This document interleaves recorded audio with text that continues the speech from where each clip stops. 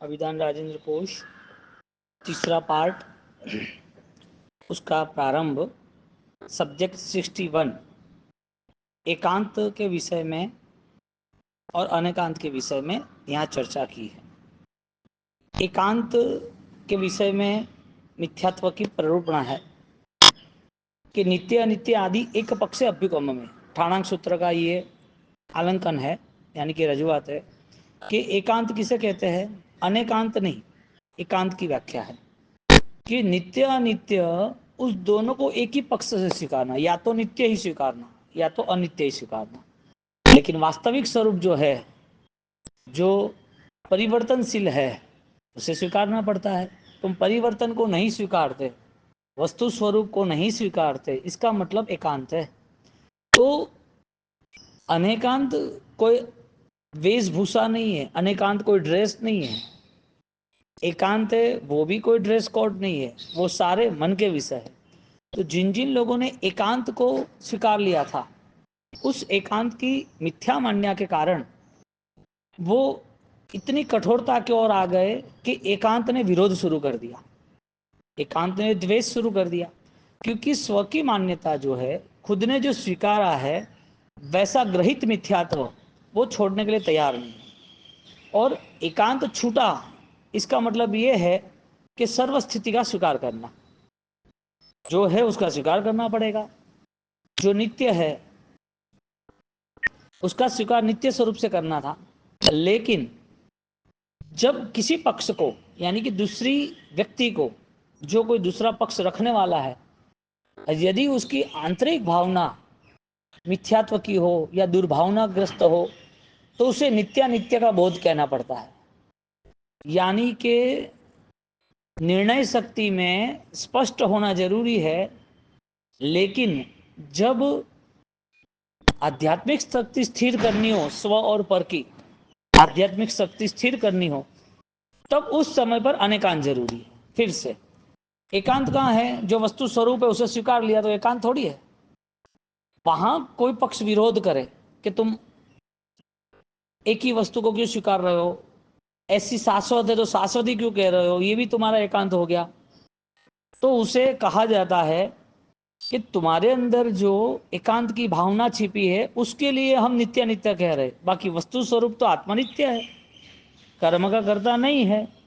मोक्ष जो है वो आत्मा के लिए स्थान है। अब इस बातों में जितनी सच्चाई है, यानी जो सच्चाई है वो सारी स्वीकारनी जरूरी थी, लेकिन उसे एकांत नहीं कहते। तो एकांत का स्वरूप कहाँ आया, जहां एकांत ने आपको भ्रमित किया, अहंकारी बनाया, विरोधी बनाया।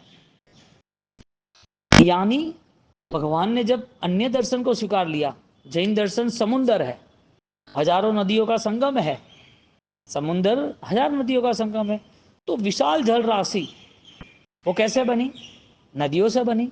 तो क्या समुद्र को नदी कहेंगे, समुद्र को नदी नहीं कह सकते। और जब वो नदी समुद्र में आ गई है तो क्या समुद्र को नदी कहेंगे। जब उसका प्रवाह समुद्र की ओर था, नदियों ने अपना रास्ता खोज लिया, वो खिलखिल करके गतिमान हो रही थी। तो वो जो पानी की धारा समुद्र की ओर जा रही थी, तो वो धारा उस समय नदी थी, लेकिन जब उसमें सम्मिलित हो गई तो समुद्र बन गया। तो एक बूंद विराट बन सकता है, एक बूंद था वो सागर बन सकता है। तो जब एकांत से उसने स्वीकारा कि नहीं, सागर को भी नदी बोलो और नदी में सागर छिपा है उसको भी सागर बोलो, तो ये मिथ्या भावना है। इसके लिए नित्य क्या कहा, जो पुण्य पाप है, नित्य अनित्य आदि एक पक्ष अभ्युगम है। या तो नित्य को स्वीकारे, अनित्य को न स्वीकारे, या तो पुण्य को स्वीकारे, पाप को न स्वीकारे, या तो बंध को स्वीकारे, मोक्ष को न स्वीकारे। नौ तत्व को, नौ तत्व को उसका कहाँ कहाँ पक्ष रह रहा है, उसका कहाँ कहाँ संयुक्त अवस्था है, वो स्वीकारना पड़ेगा। अब एकांत व्यक्ति को हर बार विवादों में ले जाता है, हर बार। अब बताओ, जीव सत्ता स्वीकार हो गए तो जीव सत्ता के साथ तुम्हें परम पद स्वीकारना पड़ेगा कि नहीं। जीव सत्ता तुमने स्वीकार ली तो जीव सत्ता के साथ मोक्ष सत्ता स्वीकारनी पड़ेगी कि नहीं। जीव सत्ता स्वीकारी तो जीव के साथ इस संसार का स्वरूप जो है, पुण्य पाप बंध कर्म, तो ये सब स्वीकारना पड़ेगा। तो जब एकांत की दृष्टि से यदि जीव को स्वीकारते हैं, एकांत की दृष्टि से, तो वो अकेला जीव नहीं है, उसके साथ चैतन्यता यानी गुण भी है। तो एकांत ने जब ये स्वीकारा तब निन्हो पैदा हो गए। एकांत ने अपनी मान्यता को पकड़ रखी तब निन्हो पैदा हो गए। उनको भगवान के वचनों में भी श्रद्धा नहीं है, भगवान साक्षात है, फिर भी विरोध में खड़े हैं। भगवान कह रहे दो ही है जीव अजीव, तो कि नहीं, नौ जीव भी है। क्यों भाई, कैसे ये सब स्टार्ट हुआ? और जहां जहां एकांत आया, अब देखो वारा मिहिर और भद्रबाहु स्वामी, हाँ, भव विद हर, तो भद्रबाहु स्वामी और वारा मिहिर दोनों के अंदर एक ने एकांत पकड़ लिया। मेरे शास्त्र गलत कैसे हो सकते हैं? कथा आती है, मेरे शास्त्र गलत कैसे हो सकते हैं, मैंने जो सोचा वो सही है। वो पूरा पानी में डालने गया, ये शास्त्र गलत है क्या, मैं अभी तक पढ़ा वो गलत है। जो आदमी अनेकांत दृष्टि से शादवाद की अपेक्षा से यदि कोई चीज का स्वीकार नहीं कर सकता, तुलना नहीं कर सकता, तो उसे कभी भी रिएक्शन यानी कि विरोध आएगा, कभी भी विरोध आएगा। जब ज्योतिष ग्रंथ वो पानी में डालने गए कि मेरा ज्योतिष गलत नहीं हो सकता, और ये गलत है तो ज्योतिष गलत, भगवान चल रहे हैं और भगवान के पद चिन्ह देखे तो पद चिन्हों में शंख है, गदा है, साथिया है, अष्टमंगल के साथ शुभ संकेत है। अब वो सोच रहा है कि ये जो रेत के किनारे जो भी चल रहे हैं, वो चलने वाला व्यक्ति राजकुमार होना चाहिए, और राजकुमार यदि है तो खुले पैर क्यों है? चलो राजकुमार है तो चेक करने जाते। और वो चेक करने गए तो वहां राजकुमार नहीं थे, वहां प्रभु महावीर थे। उनके पैर के चिन्ह देखे कि ये तो भिक्षुक है, इनके पास तो कुछ नहीं है। और शास्त्र शरीर लक्षण कहता है कि शरीर लक्षण के हिसाब से ये जो चिन्ह है वो तो शुभ लक्षण है, इस चिन्ह की तो गरिमा है।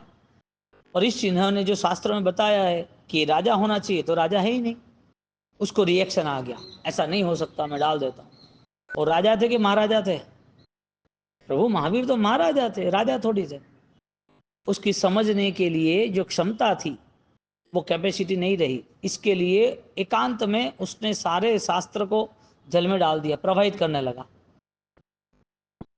उसने स्वीकारा होता कि ये चिन्ह राजकुमार के है, मैं पूछूं उनको कौन है। और जब ये पूरे जगत के मालिक बनने वाले, जगत चिंतामणि, जगत के नाथ बनने वाले हैं, तो हजारों राजाओं के भी राजा, इंद्र से भी बलवान, इंद्र से भी आगे, ऐसे प्रभु महावीर है। तो एकांत में उसने क्या किया? और जिन जिन लोगों ने एकांत किया, आज हरिभद्रेश्वरी महाराज, पूर्व भव उनका देखो, पूर्व भव नहीं, पूर्व काल, तो पूर्व काल में एकांत के कारण तो इतना अहंकार था कि मैं किसी को नहीं छोड़ूंगा, मैं किसी को नहीं छोड़ूंगा, मेरा ज्ञान सर्वश्रेष्ठ है। गौतम स्वामी, एकांत के कारण तो इतना अभिमान था, मैं किसी को नहीं छोड़ूंगा।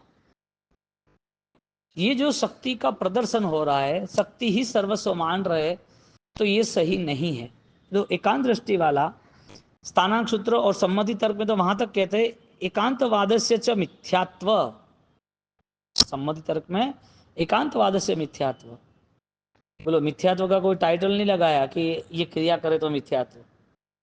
तुम्हारी धारणा शक्ति पर पूरी गुणस्थिति निर्मित गुणस्थानक की यात्रा है, धारणा स्थिति पर। अब एकांत को क्यों स्वीकारना? एकांत क्या लिखा सम्मति तर्क में? अनेकांतवादस्य च, एकांतवादस्य, अनेकांत नहीं, एकांतवादस्य च मिथ्यात्व। मिथ्यात्व की परिभाषा क्रिया से जोड़ी। हाँ,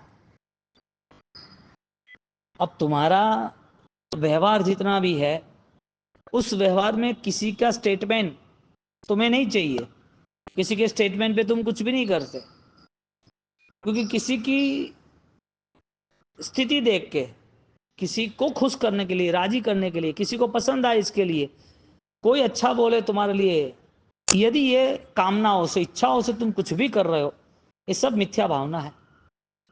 तो पर के आश्रयी कोई धर्म होता ही नहीं है, धर्म स्व आश्रयी स्वतंत्र होता है, सर्व संपन्न होता है। अब पराधीन को धर्म मान लिया और स्वाधीन की खोज खत्म हो गई, क्योंकि पराधीन के अंदर साथ में रहे। तो एकांत की दृष्टि से उसने जो कुछ भी किया है उसमें स्व कहाँ आया? स्वयं का तो कुछ आया नहीं। इसका मतलब स्व उसे ही कहते हैं जो सर्वस्व तक ले जाए। स्व उसे ही कहते हैं जो स्वाधीन तक ले जाए। स्व उसे ही कहते हैं जो स्वामित्व तक ले जाए। स्व उसे ही कहते हैं जो सर्वज्ञ बना दे। जो खुद का ज्ञान है वो ज्ञान वो स्व मान ले तो एकांत का आया कहाँ से? और यदि एकांत आया तो सर्वस्व कहाँ, सर्वज्ञ कहाँ, स्वामित्व कहाँ, सहज कहाँ, गुण कहाँ? वो तो बना ही नहीं गुण। तो जिन जिन लोगों ने एकांत त्याग किया उसका रिजल्ट है एकांत में थे उसका नुकसान भी है। तो कोई भी क्रिया को लेके यदि उसने एकांत कर लिया तो वो एकांत के कारण उस क्रिया के दबाव और तनाव में वो टूट जाएगा, व्यक्ति बिखर जाएगा, वो कुछ नया नहीं कर पाएगा। क्योंकि क्रिया के नाम पर उन्होंने स्वीकार कर लिया कि ये सर्वस्व है, ज्ञान के नाम पर स्वीकार कर लिया है सर्वस्व है, ध्यान के नाम पर स्वीकार कर लिया है सर्वस्व है, त्याग और उदारता और दान के नाम पर, भक्ति के नाम पर ज्ञानी कह रहे हैं कि तेरा आंतरिक मनोबल बढ़े, आंतरिक शक्तियों का विकास हो, उस स्वीकार में, उस विकास में, उस गति में तो जितना आगे बढ़े वो सब अनेकांत। यदि तू आगे नहीं बढ़ सकता है तेरी ऊर्जा से तो सब एकांत। पेड़ों में ऊर्जा जाती है, पेड़ चैतन्यवत कम बनता है, उसके में फूल कब आते हैं? उसके अंदर ऊर्जा भरी है। और ऊर्जा एकत्रित कर कर जो स्वीकारा जाता है उसका नाम अनेकांत है। यानी अनेकांत ही ऊर्जा है। अनेकांत के बिना तुम कुछ भी कर लो, कितनी भी शक्ति लगा दो तो उसका कोई फल नहीं है, वो फलदायक नहीं बनता है। क्योंकि एकांत दृष्टि को मिथ्यात्व कहा, और मिथ्या अवस्था अंधकार जैसी है, अंधे जैसी है। जाति अंधनो दोष ना करो, माने अर्थ अनर्थ। यदि वो जाति से अंध होगा तो शायद दूसरे भव में उसे आंख मिलने का चांस है। लेकिन भव जो अज्ञान से है अंध, अज्ञान ही अंधकार बन गया है, अज्ञान ही अंधापा ब्लाइंड बन गए, तो अंधकार में उसे ठोकर खानी है। अंधापन है वो भी ठोकर खाता है और अंधकार में भी रहने वाला ठोकर खाता है। मिथ्या अवस्था अंधापन है, मिथ्यात्व जो दोष है वो अपने चक्षु को बंद कर देता है। मिथ्यात्व जो एकांत है वो सृष्टि का दर्शन यानी कि सही दर्शन नहीं कर सकता है। क्योंकि जहां दृष्टि विकसित नहीं है वहां वो निर्णय कैसे विकसित हो सकता है, धारणा कैसे पा सकता है? दृष्टि के अभाव में उसे बोध क्या हो सकता है? तो ज्ञान की मात्रा का विकास होता है तो उसका अनेकांत उसे स्पष्ट मिलता है। अब छोटा सा एक एग्जाम्पल है अनेकांत और एकांत का, कि जो नीम है वो कड़वा है, वो त्याज्य है कि ग्राह्य है? जो निमड़ा है, नीम है, नीम का पेड़ है, वो त्याज्य है कि ग्राह्य है? जो पेड़ है उसकी कड़वाहट है तो कोई बोलेगा मुझे पसंद नहीं है, मैं नहीं लूंगा। लेकिन तुझे कड़वाहट पसंद नहीं है, लेकिन शुगर वाले के लिए तो काम का है। नीम है तो वहां पर नीचे कोई बैठता है तो ऑक्सीजन दे रहा है, कार्बन डाइऑक्साइड खत्म करता है।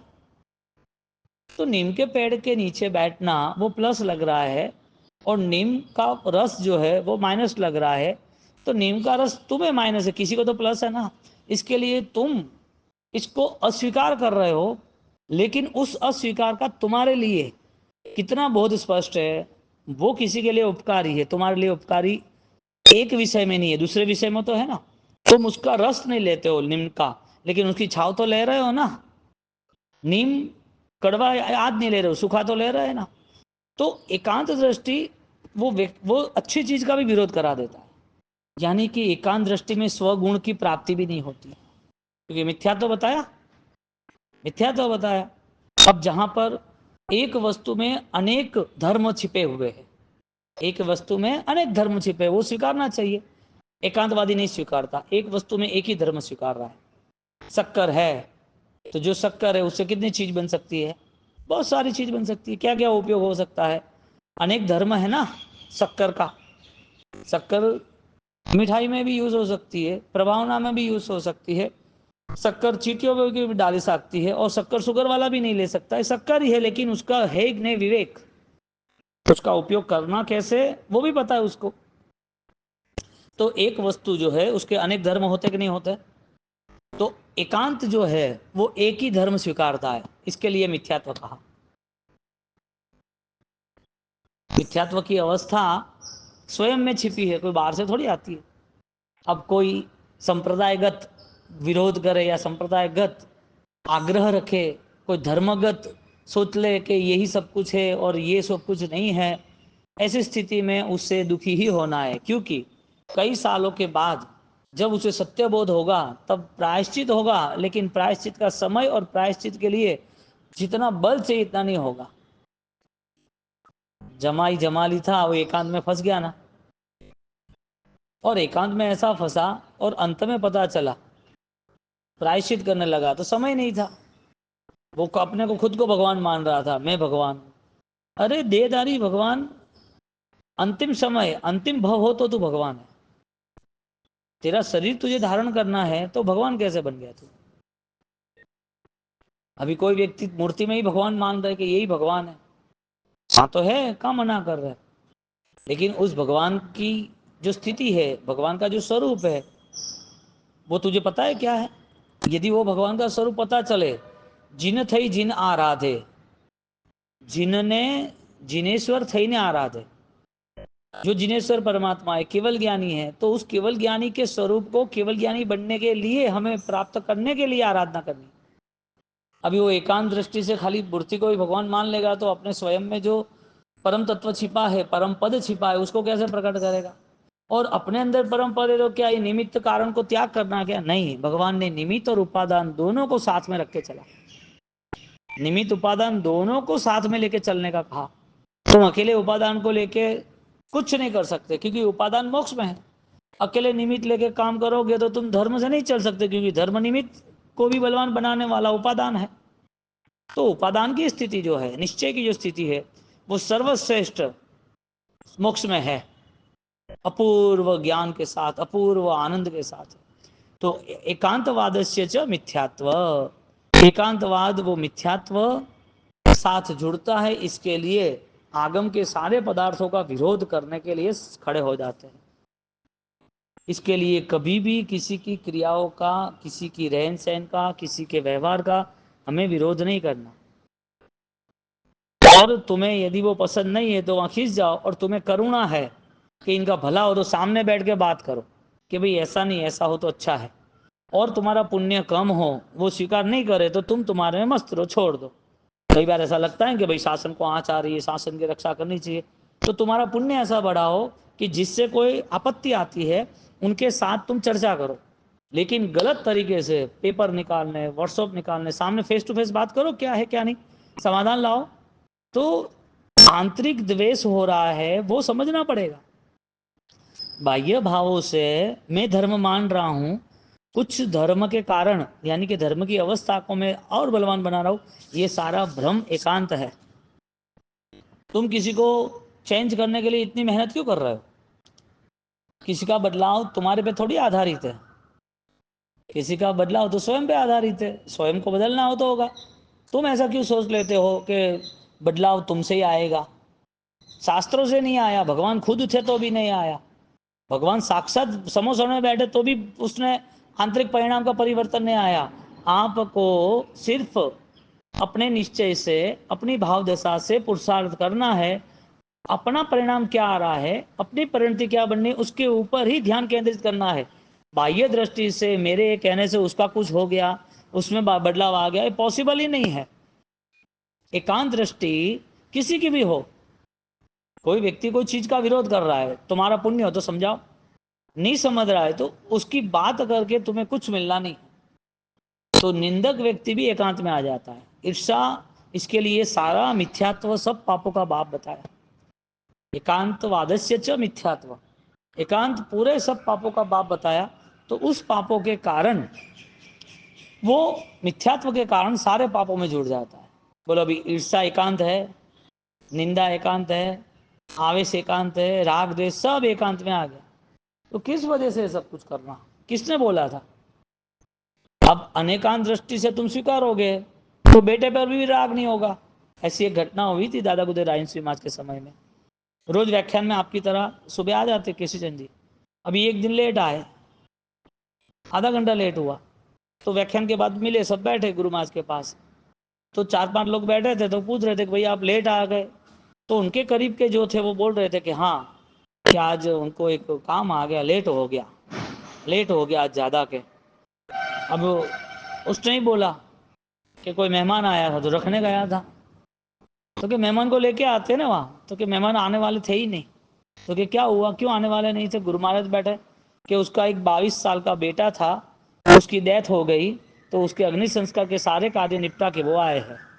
उसको पता था कि संयोग वियोग वाला है, उसकी स्थिरता थी कि ये सारी घटनाएं परिवर्तनशीलवादी है। इसके लिए उसने यदि एकांत स्वीकार लिया होता कि ये तो मेरा अधिकार है, मेरे पास रहने वाला है, क्यों कहीं चला गया, ऐसा क्यों हुआ, तो ये जो मन होता, तो मन क्या करता, राग द्वेष में चला जाता।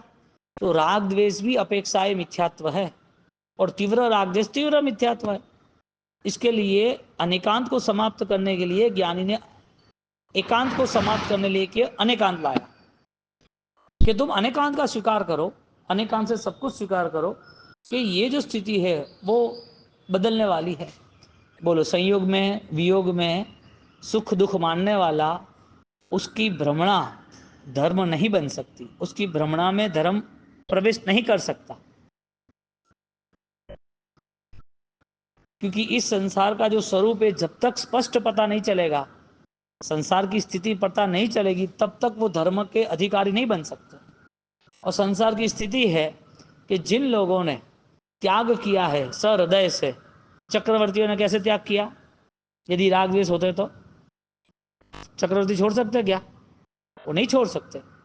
तो जहां पर आपका अधिकार है उसे आपने छोड़ दिया, संसार का सारा अधिकार आपने त्याग कर दिया। मैं कौन हूं? ये जो प्रश्न शुरू हुआ, मेरी स्थिति क्या है, मैं कौन हूं, कहाँ मुझे जाना है, मृत्यु शरीर की होती है तो इस शरीर को चलाने वाला कौन है, इस शरीर के पीछे किन कर्मों का हाथ है, ये जो गहरी सोच बनती है वो आपको अनेकांत में ले जाएगी। इसका मतलब इस संसार का ना विरोध, न संसार की स्थिति का विरोध। संसार आप में बसा है तो आपको लगेगा कि संसार से मुझे मुक्त होना जरूरी है। परिस्थिति ये बनी कि एकांतवाद से मिथ्यात्व, और मिथ्यात्व सब पापों के पाप के कारण 18 पाप को लेके आता है, और वो सारे पाप जिसको भी पकड़ के रखता है वो अपनी धारणा को बदल नहीं सकता है।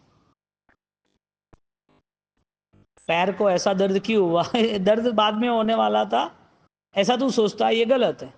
मेरी आंखों में ये दर्द कैसे आया, मेरा हाथ क्यों काम नहीं कर रहा है, मेरे बॉडी में इतना पेन क्यों हो रहा है, मुझे नींद क्यों नहीं आ रही है, मुझे दांत क्यों दुख रहा है इतना, मेरे साथ इसने इतना धोखा क्यों किया, ये तो मैं सोच रहा था कि मैं इधर इन्वेस्ट करूंगा, मैं यहाँ पैसा कमा लूंगा।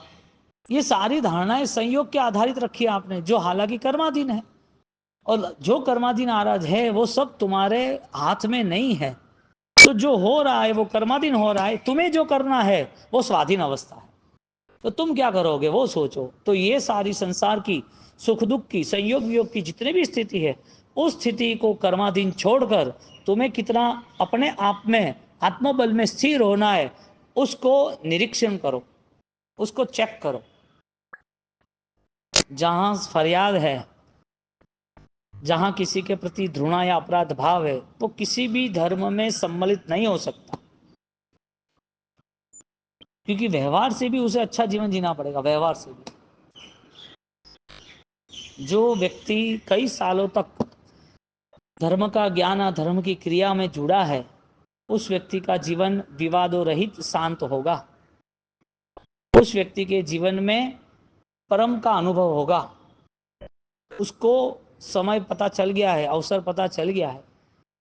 एकांत से मुक्त होने का वो निरीक्षण कर रहा है कि मैं क्यों यहाँ पर लिप्त हूँ, मुझे क्या काम है। बोलो, पद मले या न मले क्या फर्क। संयोग में जो पुत्र परिवार मिले हैं, संपत्ति मिली है, धन मिला है, जो कुछ मिला है, वो मिले ना मिले क्या फर्क। तो जहां ज्ञान राशि विशाल बन जाती है, ज्ञान समुद्र बन जाता है, तो समझ लेना कि वो विराट अनेकांत बन जाता है। कथनचित अभ्युपगमे सम्यक वाद एव। संबंधित तर्क में आगे कहते हैं, वस्तु का पूर्ण स्वरूप न स्वीकारना वो एकांत है, और वस्तु का पूर्ण स्वरूप स्वीकारना वो अनेकांत है। और जो कथनचित अभ्युपगमे सम्यक वाद एव, जो अपेक्षा से सब स्वीकार रहा है अपेक्षा से, वहां सम्यक दर्शन है अपेक्षा से। आप संपूर्ण विरोध नहीं करो, विरोध भी नहीं करना है, उनको संपूर्ण स्वीकारना भी नहीं है, लेकिन वो कहीं तो सच्चा होगा ना, कहीं किसी स्थान पर तो आंशिक रूप से उसका बल होगा ना। तुम्हारे अंदर अनेकांत बैठा ना रहे, सॉरी एकांत बैठा ना रहे, इसके लिए कथनचित आंशिक स्वीकार करना। बोलो मिथ्यात्व है वो गुण स्थानक है या नहीं है? मिथ्यात्व को गुण स्थानक कहना, मिथ्यात्व तो पाप कह रहे। एकांतवादस्य मिथ्यात्व च, एकांत को तो पाप कहा, और वापिस उसको स्वीकार भी करना मिथ्यात्व। क्यों भाई मत स्वीकारो ना, क्यों स्वीकार रहे हो? स्वीकार नहीं करना चाहिए ना आपको। एक तरफ तुम कहते हो कि सम्यक दर्शन गुणस्थानक छोड़ना चाहिए, वृत्ति में आना चाहिए, तो सम्यक दर्शन गुणस्थानक छोड़ना ही है तो उसकी महिमा क्यों गा रहे हो? उसकी महिमा मत गाओ, सीधी वृत्ति की गाओ ना। और इधर तुम वृत्ति लेते हो, वृत्ति की महिमा बढ़ती है तो कहते हो कि इंद्र महाराजा उसके काबिल ही नहीं है, इंद्र महाराजा वृत्ति ग्रहण नहीं कर सकते, उनका गुणस्थानक नहीं है, उनके लिए कोई भक्ति का भाव नहीं रखना है कि तुम्हारी आत्मशक्ति बढ़ेगी। तो तुम मिथ्यात्व को मान रहे हो, सम्यक दर्शन को मान रहे हो, मिथ्यात्व का विरोध कर रहे हो, सम्यक दर्शन का विरोध कर रहे हो, तो सही क्या है पता क्या चले? तो यहाँ पर कथनचित अभ्युपगमे सम्यकवाद, आंशिक रूप से तुम्हें स्वीकारना पड़ेगा कि मिथ्या अवस्था जो है वो त्याग के बल पर आधारित है, इसके लिए तीव्र मिथ्यात्व नहीं है। उस अपेक्षा से सम्यक दर्शन पाने की भूमिका में मिथ्यात्व त्याग करने की अपेक्षा से मिथ्यात्व का स्वीकार किया, मिथ्यात्व का आंशिक रूप से स्वीकार किया कि सम्यक दर्शन की ओर आगे बढ़ रहा है, सम्यक दर्शन का आंशिक रूप से स्वीकार किया कि वृत्ति में आगे बढ़ रहा है। तो सम्यक दर्शन के देवी देवताओं के विरोध नहीं की गई। कई लोग कह रहे राजन श्रीमान ने देवी देवताओं को विरोध किया, विरोध नहीं किया। उन्होंने कहा कि आज वो तीर्थंकर की भक्ति कर रहे हैं, तीर्थंकर के प्रति उनका लगाव, लेकिन उनका आज योग नहीं मिला है। वो वृत्ति का आकर्षण तो है ही उसको, जो भी साधु साधु भगवंत है वृत्ति गुणस्थानक में उनकी सेवा करने को तो आते हैं। श्रावक के जीवन में भी इतनी वृत्ति की महिमा होती है कि देव आकर्षित हो जाते हैं, तो उसके मन के भाव तो है वृत्ति के, लेकिन आज उसकी अपेक्षा नहीं है, तो उसका सम्यक दर्शन वृत्ति के आकर्षण वाला है, इसके लिए उनका विरोध नहीं करना है। देवाणाम आसायण देवीणाम आसायण, हमारे यहाँ वो प्रायश्चित बताए पगाम सज्जाए जो आप वंदिता बोलते हैं इसमें, और आगे बताए सावणा सावियाणम आसायण सावियाणम आसायण, सावियाणम श्रावक की भी आसाधना नहीं करनी। क्यों? कि उनके अंदर भी व्रत विधान आराधना कुछ है, आप जीव स्वरूप स्वीकारो। तो आंशिक रूप से मिथ्या तो स्वीकारना कि नहीं स्वीकारना? तो एकांत को तो मिथ्यात्व बोला, तो यहाँ भेद दृष्टि है कि जो मिथ्यात्व कहा है वो मिथ्यात्व त्याज्य करने के लिए कहा कि तीव्र मिथ्यात्व में नहीं रहना। जितना गहरा मिथ्यात्व रहेगा इतना फुटबॉल की तरह ठोकरे खाओगे। मिथ्यात्व त्याग करने की भावना से वो मिथ्यात्व अच्छा है। सम्यक दर्शन ही सब कुछ है ऐसा नहीं है, सम्यक्त्व की भूमिका को आगे बढ़ा के वापिस उस वस्तु स्थिति को प्राप्त करना कि जहां तुम्हारा स्वरूप स्थिर है, जहां तुम्हारे स्वरूप तक पहुंचना है। भगवान को किस दृष्टि से स्वीकारना, किस अनुरूप स्वीकारना, परमात्मा को स्वीकारना किस अनुरूप स्वीकारना।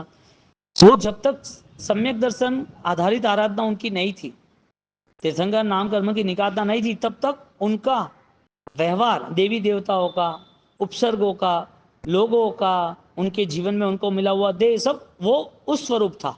यानी कि तीर्थंकर अनुरूप अलग व्यवस्था थी, तीर्थंकर रहित अलग व्यवस्था थी। आत्मा वही था, आत्मा तो वही था। तो जब तीर्थंकर बनने वाला भाव मिलने वाला है तो उसके अनुरूप उनको वो शरीर ग्रहण करने के लिए देवानंदा की यानी कि त्रिशला माता की कुक्षी, ऐसा उच्च कुल, ऐसा उनका उत्कृष्ट पुण्य उस समय आया, उसके अनुरूप वापिस देवी देवता उनकी वंदन करने के आए, उनके अनुरूप वापिस उनको मेरू पर ले गए, उनके अनुरूप ही वापिस उनका महोत्सव किया घर पे क्षत्रिय कुंड में, उनके अनुरूप उनकी दीक्षा हुई, उनके अनुरूप कर्मक्षय करने अनुरूप उनके उपसर्ग विजेता यानी कि सहन किया, और वो ही अनुरूप की दृष्टि से भगवान खुद मोक्ष में यानी कि समस्वरण में विराजमान हुए। आत्मा वही होने के बाद उस समय तीर्थंकर रहित अवस्था में वो नहीं था, लेकिन तीर्थंकर बनने के बाद वो सब था। तो चौथा मन प्रज्ञा में दीक्षा अनुरूप थी इसके लिए वो, तो जिसके जो अनुरूप है, जिसके वो यथा योग्य है, वो उस समय पर वो स्टार्ट हो जाता है, जिससे हम उदय काल कहते हैं। लेकिन उदय काल की अपेक्षा से हम देखने जाए तो पुरुषार्थ हमें उदयना का भी करना पड़ेगा, सत्ता भाव में भी जो है उसका भी विकास करना पड़ेगा।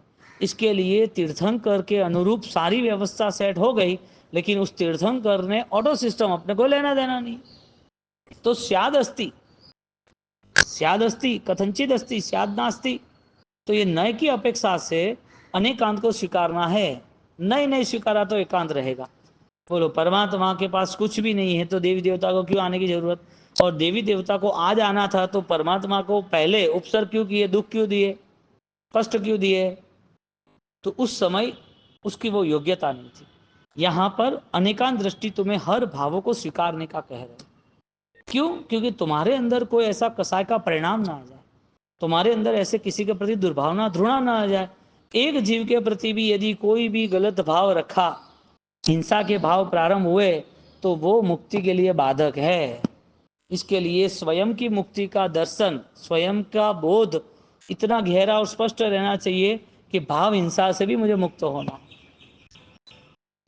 भाव हिंसा से, द्रव्य हिंसा नहीं करते हो, तुम्हारी शक्ति नहीं है, या तो तुम्हें अच्छा लगना है, तुम्हारे संस्कार है, या तो तुम्हें ऐसा लग रहा है कि भाव हिंसा से कर्म बंद हो गए, तुम्हें ऐसा लग रहा है भाव हिंसा से बदनामी होगी, द्रव्य हिंसा से किसी को मारना, झूठ बोलना, गलत करना, चोरी करना, ये सारे पाप जो है वो व्यवहार से क्यों नहीं करता आदमी? उसे लग रहा है कि इससे तो हमारी बर्बादी होगी, हम बेइज्जत हो गए, इससे तो हमारा हमारा ऑलरेडी जो सम्मान है वो गिर जाएगा, वो नहीं करता है। लेकिन भाव हिंसा के लिए कौन पता करेगा? भाव हिंसा का क्या करोगे जो भाव हिंसा में छुपा हुआ है? इसके लिए एक भी जीव के प्रति, जड़ के प्रति भी, जीव और जड़ दोनों के प्रति भी यदि हमारा क्रूरता का भाव रहा, जिसे हम हिंसा कहते हैं, तो वो हिंसा के परिणाम मुक्ति में बाधक है। आपको वो गुण के तरफ, गुण योग्य विकास नहीं होगा। आप किसी जीव को देखोगे तो आप उसको घृणा करोगे ही नहीं, जब तक उसका देह देखते हो तब तक घृणा भी रहेगी, और उसके मान सम्मान भी इच्छोगे, और उनसे बदले लेने की भावना भी रखोगे। और दृष्टि आज शरीर की है ना, इसके लिए स्वयं के नाम के लिए, स्वयं के सम्मान के लिए, स्वयं की अनुकूलता के लिए सब कुछ होगा। आत्मा रहा कहाँ? आत्मा कहाँ रहा? आत्मा की तो बात ही नहीं आई। तो ये सारी एकांत दृष्टि आत्मा तक नहीं ले जाती, मिथ्यात्व ले जाती, यानी मिथ्यात्व है। और जब तक उसके वो एकांत का त्याग नहीं समझेगा, नहीं त्याग नहीं करेगा, तब तक उसकी आत्मदृष्टि का विकास नहीं। बोलो, भाव हिंसा तक प्रभु गए। प्रभु ने भाव हिंसा का त्याग करने का कहा। जो तुम्हारे अंदर हजारों हजारों लाखों करोड़ों भवों के जो अनुबंध पड़े हैं, कितना गहरा जाने का निश्चय बताया। तो कहाँ किसी के एकांत में या कहाँ किसी के अनेकांत में हमें किसी को स्वीकारना है? हमें किसी का सबका स्वीकार करना है, लेकिन उसको पकड़ के नहीं चलना है, उठा के नहीं चलना है। उठा के चले क्या करे? एक बार एक गुरु शिष्य जा रहे थे, तो ज्ञानियों की बात अलग रहती है। तो एक पेड़ के नीचे सो गए, रात को बसेरा था, थकान थी, जंगल था। तो उसने देखा कि यहाँ सोने के बिस्किट पड़े हैं, सोने के कॉइन पड़े हैं, वो ले लिए गुरु ने, वो देख लिया उसमें। और वो 2-5 किलो थे तो लेके चल रहे थे, लेकिन वो मांग रहा था थैली, मुझे दे दो, मना कर दिया। उसके मन में ऐसा लगा, मेरे गुरु ये सोना क्यों लेके बैठे, वो तो निर्मोह है, उनको क्या काम है, उनको इतना लोभ कैसे आ गया, मैं उनके सारे सोने गिरा देता हूँ। तो वो मांग रहा है कि मुझे चाहिए, मुझे आपकी थैली दो, मैं आपका भार तोक लेता हूँ, आपका बोझा है वो कम हो जाएगा। वो देते ही नहीं है। फिर 4 दिन ऐसे चले गए उनके जाते जाते, और वो परेशान हो गया। और उसने शिष्य ने पूछ लिया कि तुम ये थैली मुझे देते नहीं हो तो तुम्हें इतना ममत्व क्यों है? जो आप थैली में सोना लेके चले हो, इतना सोना आप रखोगे क्यों? क्या काम है, इतना ममत्व क्यों? हम तो आत्म साधना के लिए कर रहे। तो क्या, कौन सा सोने की बात कर रहा है तू? तो क्या आपने अंदर रखा ना सब, 2-5 किलो सोना लेके चल रहे हो ना, इसके लिए मुझे थैली नहीं, ले ले तू, खोल दे। खोला तो अंदर कुछ भी नहीं था। तो क्या मैंने देखा था कि आपने सोना लेके रखा था? कि हाँ लिया था मैंने। तो फिर फेंक क्यों दिया, लिया था तो क्या? तो क्या मैं जब लेके चला ना तो मुझे थोड़ा ऐसा लगा कि बोझ है। यदि ये द्रव्य यानी कि जड़ वस्तु का बोझ रहता है, तो दूसरा मेरा खुद का जो अज्ञान का और कर्मों का पूर्व होगा बोझ है, वो कब खत्म करेगा? ये नहीं उतार पाऊंगा तो वो कैसे उतार पाऊंगा? मुझे वो पहले तो सोना था ही नहीं, मैं तो मिट्टी समझ रहा था, मिट्टी लेके मैं चल रहा था। फिर बोझ लगी, इसके लिए मैंने छोड़ दिया। तो क्या आप मिट्टी समझ रहे थे? तो कि मेरे लिए वो मिट्टी पहले से था, तेरे लिए सोना था। दोष दृष्टि बदल गई ना। एकांत दृष्टि उसके अनेक पर्याय को नहीं समझने देती। एकांत दृष्टि उनके अनेक धर्मों को, अनेक पर्याय को नहीं समझने देती, और वही अनेकांत दृष्टि सारे पर्याय को स्वीकार करके स्व आराधना में स्थिर होता है। अनेकांत दृष्टि इसका मतलब ये नहीं है कि बेफाम जियो, जैसे आए ऐसे जियो, पाप प्रवृत्ति से जियो, आपको जो अनुकूल है वो करो। ये तो सारा आग्रह जो है वो तो सुखशीलता, वो तो भ्रम है।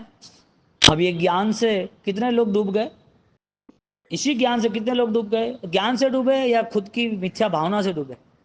ज्ञान तो बहुत सारे लोगों के लिए तारक बल बना।